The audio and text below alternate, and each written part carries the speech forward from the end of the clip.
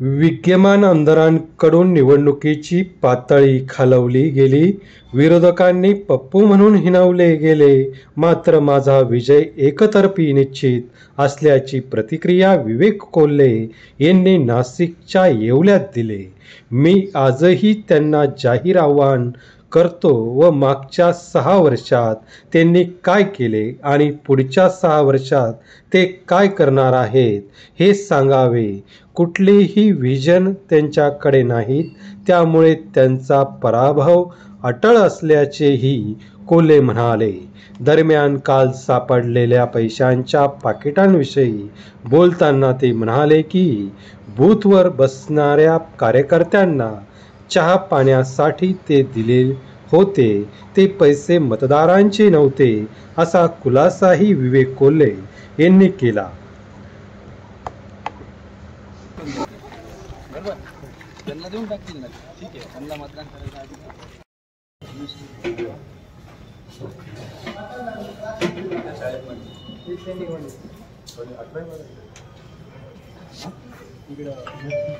नर्सिंगला chemistry subject असतो का? Ladies जाओ मॅडम जाओ.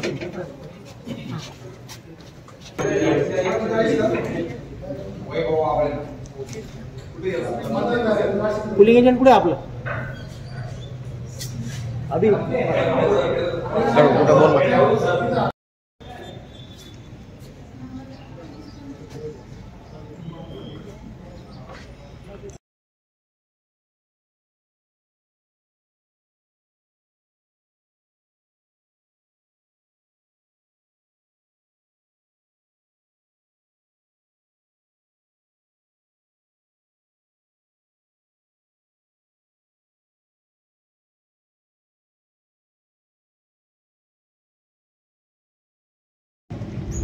किशोर दराडे आणि तुमच्यात फाईट होते, काय सांगाल?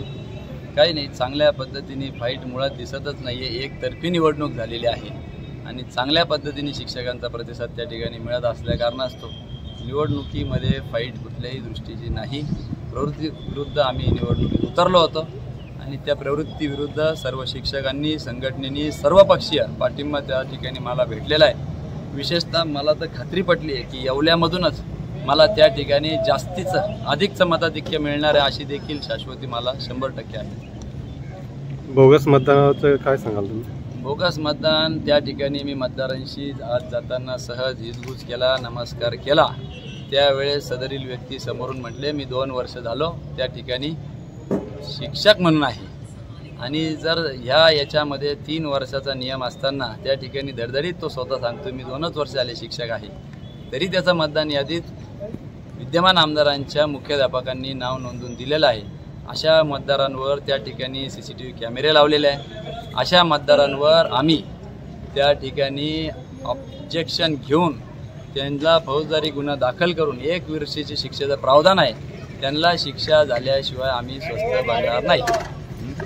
निवडणुकीत मोठ्या प्रमाणात पैशाचा चुराडा झाला तर काय सांगाल तुम्ही? निश्चितपणाने त्या ठिकाणी अशा पद्धतीचे प्रकार घडले, त्यामध्ये अनेक कंगुरे होते. आमच्याही बाबतीत अशा काही बातम्या दिल्या गेल्या, त्याच्यात कुठलंही तथ्य नसताना उमेदवार म्हणून त्या ठिकाणी 54 तालुक्याला बूथ लावायचे, त्या ठिकाणी नाश्ता करायचा, मंडप लावायची, या सगळ्या व्यवस्थेसाठी अधिकृतरित्या माझ्याकडून घेतलेले ते पैसे होते आणि 10-10 तास त्या कर्मचाऱ्यांना 10 लोकांकडे 60,000 रुपये सांगितले. आज कुठलाही एखादा स्टाफ किंवा शिक्षक एक खिशामध्ये 2-3 हजार सहजरित्या घेऊन चालतो.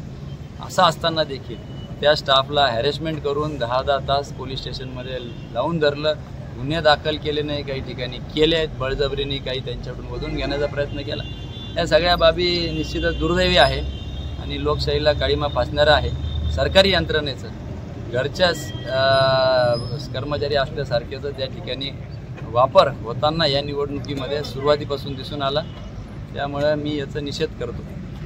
एकंदरीत वातावरण एकतर्फी झालेलं आहे मला दिसतं आहे आणि विशेषतः या ठिकाणी येवल्यामध्ये आल्यावर तर असं दिसतंय की त्याची सुरुवातच या ठिकाणून झालेली आहे. उत्स्फूर्त प्रतिसाद शिक्षकांमध्ये जाणवत आहे. एका विशिष्ट प्रवृत्तीविरुद्ध शिक्षकांनी ही निवडणूक हातात घेतल्याचं जाणवतंय, दिसून येतंय आणि ऐतिहासिक असा निर्णय येत्या 1 तारखेला लागणार याची मला खात्री पटलेली आहे. एका उमेदवाराने तुम्हाला पप्पू म्हणून संबोधलं होतं, काय सांगता? निश्चितपणाने उमेदवारी किंवा या निवडणुकीची पातळी खालवली गेली विद्यमान आमदारांकडून. शिक्षकांना गुलाम म्हटलं गेलं, बोगस मतदान नोंदवले गेले, अपक्ष उमेदवाराला त्या ठिकाणून हाणामारी झाली, विरोधकांना पप्पू म्हणून हिणवलं गेलं. असे अनेक प्रकार, महिला भगिनींना अर्वाच्य भाषेमधले काही शिवीगाळीचे ऑडिओ त्या ठिकाणी व्हायरल झाले आणि म्हणून एकंदरीतच या निवडणुकीची पातळी खालवली गेली. अनेकदा आव्हान करून सुद्धा 6 वर्षाच्या लेखाजोखा देऊन चर्चेला समोर या किंवा ना पुढचे 6 वर्ष काय करणार हे सांगण्यासाठी समोर या, परंतु ते आव्हान स्वीकारलं नाही. याच्यातच त्यांचा पराभव आहे असं मी मानतो. काल मनमाडमध्ये तुमचे 2 व्यक्ती पकडले गेले, त्यांच्याकडे पाकिटं होती आणि 45 पाकिटं होती, तर काय सांगाल याच्याबद्दल? नाही, निश्चितपणाने 54 तालुके त्या ठिकाणी आहे. प्रत्येक तालुक्यात असे मंडप, इथं दिवसभर थांबलेले त्या ठिकाणी असलेले कार्यकर्ते, त्याचप्रमाणे त्यांना चहा नाश्ता करण्याच्या दृष्टिकोनातून ही सर्व यंत्रणा सज्ज करावी लागते. परंतु नुसतं मनमाडच नाही, आपल्या माहितीसाठी सांगतो, मनमाड, येवला, नंदुरबार, त्या ठिकाणी मालेगाव, अनेक ठिकाणी आमचे जे काही प्रचार करणारी यंत्रणा होती त्यांना ताब्यात घेऊन 10-10 तास पोलीस स्टेशनमध्ये लावून धरलं आणि अशा पद्धतीचा गैरवापर शासकीय किंवा प्रशासकीय यंत्रणेचा पहिल्यांदाच आढळून आला. 10 कर्मचारी ज्या ठिकाणी आमचे स्टाफ किंवा प्रचारक राहत होते त्या ठिकाणी जाऊन धाड मारून त्यांच्याकडे 60,000 रुपये सापडले. अर्थात ते 10 लोक होते, प्रत्येकाकडे किती आली तुम्ही माहिती घ्या त्याची, 6-6 हजार रुपये आले असतील, तरी पण त्यांना त्या ठिकाणी पोलीस स्टेशनमध्ये डांबून ठेवलं. म्हणून पहिल्या दिवसापासून सुरू झालेलं धाड सत्र ते अगदी शेवटच्या दिवसापर्यंत धाड सत्र हे प्रशासकीय यंत्रणेकडून चालू राहिलं. परंतु आजच्या दिवसाचा प्रतिसाद बघता ज्या पद्धतीने मतदानाची धाड मतदार त्या ठिकाणी टाकताय, निश्चितपणाने 1 तारखेला तो गुलाल आमचा राहील असं मला वाटतं. थँक्यू. थँक्यू.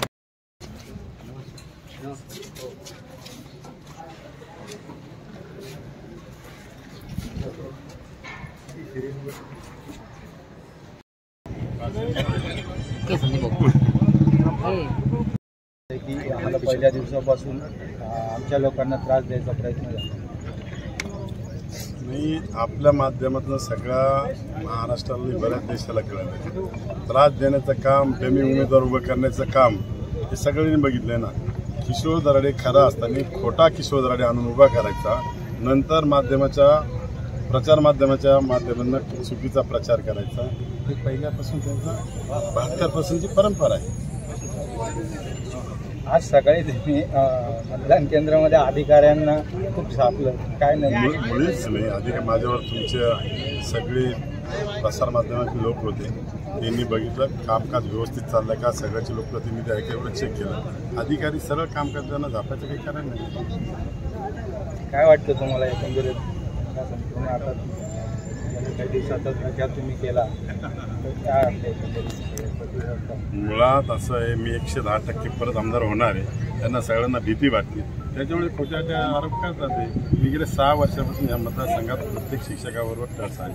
अनेक कामं ह्या मतदारसंघामध्ये केली. 1 वर्षात करोनाचा जर सोडला तर 5 वर्षापासून सातत्याने उत्तर महाराष्ट्र एवढा मोठा मतदारसंघ आहे. या मतदारसंघामध्ये 52 आमदार, 54 तालुके आणि 8 खासदार, 7 महानगरपालिका, एवढ्या शाळांना भेटी देणार पहिला महाराष्ट्रातला मी आमदार आहे. दुसरी गोष्ट, आमच्या शिक्षकांसाठी 100 आंदोलन करणारा पहिला मी आमदार. मी सरकारमध्ये असताना सुद्धा आमच्या शिक्षकांना न्याय मिळण्यासाठी सुप्रीम कोर्टात गेलेला पहिला मी आमदार. मी स्वतःच्या पदर पैशांनी खर्च करून आमच्या शिक्षकांना जुनी पेन्शन योजना कशी मिळेल याच्यासाठी अहोरात्र मी प्रयत्न केले. अमरण उपोषण 16 दिवस केलं, आझाद मैदानाला आंदोलन केले, वर्धा ते नागपूर पायी दिंडी काढली, भिडेवाडे ते मंत्रालय पायी दिंडी काढली, असंख्य कामं केलेली मी. त्याच्यामुळे विरोधकांना टेन्शन निर्माण झाले आणि नवीन कोणीतरी यायचं आणि ह्याच मतदारसंघात उभं राहायचं, त्यांना एक प्रश्नाचं उत्तरसुद्धा देता येणार नाही, सांगता येणार नाही. म्हणून मतदार आमचे खूप सुशिक्षित आणि हुशार आहे, ज्याला अनुभव आहे, जो कामाचा माणूस आहे, ज्यांनी शिक्षकांसाठी काही केलेलं आहे, अशालाच 1 नंबरची पसंत येईल. हे सगळे समोर असलेले सगळे शिक्षक म्हणतात, सगळे शिक्षक. थँक्यू.